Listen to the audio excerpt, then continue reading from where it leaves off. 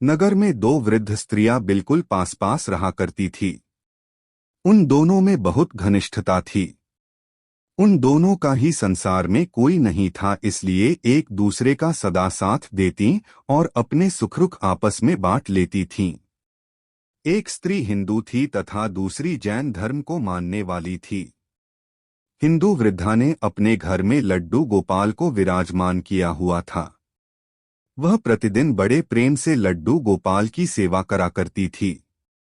प्रतिदिन उनको स्नान कराना, धुले वस्त्र पहनाना, दूध व फल आदि भोग अर्पित करना उसका नियम था। वह स्त्री लड्डू गोपाल के भोजन का भी विशेष ध्यान रखती थी। सर्दी, गर्मी, बरसात, हर मौसम का ध्यान उसको रहता था। वह जब भी कभी बाहर जाती लड्डू गोपाल के लिए कोई ना कोई खाने की वस्तु, नए वस्त्र, खिलौने आदि अवश्य लाती थी। लड्डू गोपाल के प्रति उसके मन में अपार प्रेम और श्रद्धा का भाव था। उधर जैन वृद्धा भी अपनी जैन परंपरा के अनुसार भगवान के प्रति सेवा भाव में लगी रहती थी। उन दोनों स्त्रियों के मध्य परस्पर बहुत प्रेम भाव था। दोनों ही एक दूसरे के भक्ति भाव और धर्म की प्रति पूर्ण सम्मान की भावना रखती थी। जब किसी को कोई समस्या होती तो दूसरी उसका साथ देती। दोनों ही वृद्धाएं स्वभाव से भी बहुत सरल और सज्जन थी। भगवान की सेवा के अतिरिक्त उनका जो भी समय शेष होता था वह दोनों एक दूसरे के साथ ही व्यतीत करती थीं।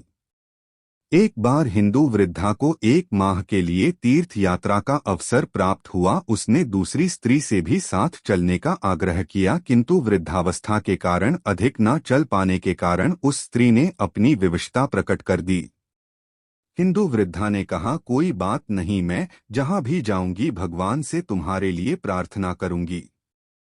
फिर वह बोली, मैं तो 1 माह में लिए चली जाऊंगी, तब तक मेरे पीछे मेरे लड्डू गोपाल का ध्यान रखना। उस जैन वृद्धा ने सहर्ष ही उसका यह अनुरोध स्वीकार कर लिया। हिंदू वृद्धा ने उस जैन वृद्धा को लड्डू गोपाल की सेवा के सभी नियम व आवश्यकताएं बता दी। उस जैन वृद्धा ने सहर्ष सब कुछ स्वीकार कर लिया। कुछ दिन बाद वह हिंदू वृद्धा तीर्थ यात्रा के लिए निकल गई। उसके जाने के बाद लड्डू गोपाल की सेवा का कार्य जैन वृद्धा ने अपने हाथ में लिया। वह बहुत उत्साहित थी कि उसको लड्डू गोपाल की सेवा का अवसर प्राप्त हुआ।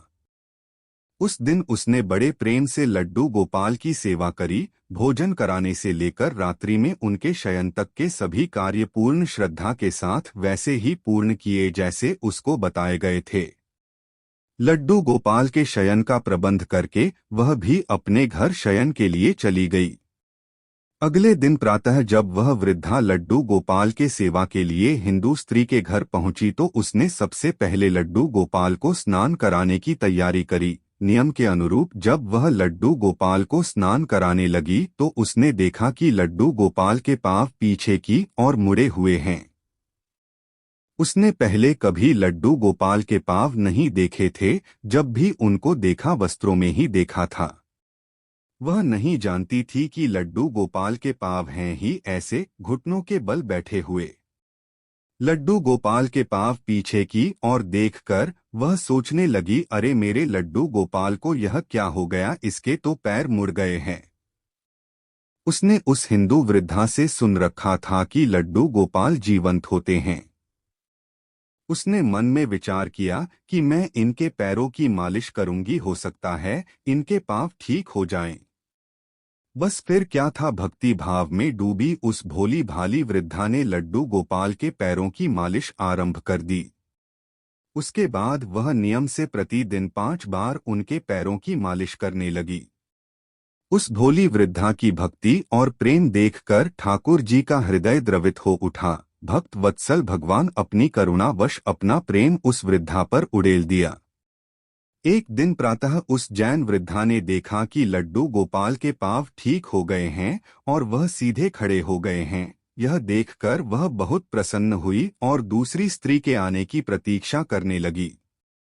कुछ दिन पश्चात दूसरी स्त्री वापस लौटी तो उसने घर आकर सबसे पहले अपने लड्डू गोपाल के दर्शन किए, किंतु जैसे ही वह लड्डू गोपाल के सम्मुख पहुंची तो देखा कि वह तो अपने पैरों पर सीधे खड़े हैं, यह देखकर वह अचंभित रह गई।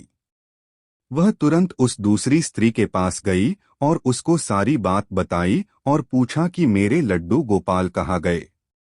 यह सुनकर उस जैन स्त्री ने सारी बात बता दी। उसकी बात सुनकर वह वृद्ध स्त्री सन्न रह गई और उसको लेकर अपने घर गई। वहां जाकर उसने देखा तो लड्डू गोपाल मुस्करा रहे थे। वह लड्डू गोपाल के चरणों में गिर पड़ी और बोली है, गोपाल आपकी लीला निराली है। मैंने इतने वर्षों तक आपकी सेवा करी किंतु आपको नहीं पहचान सकी।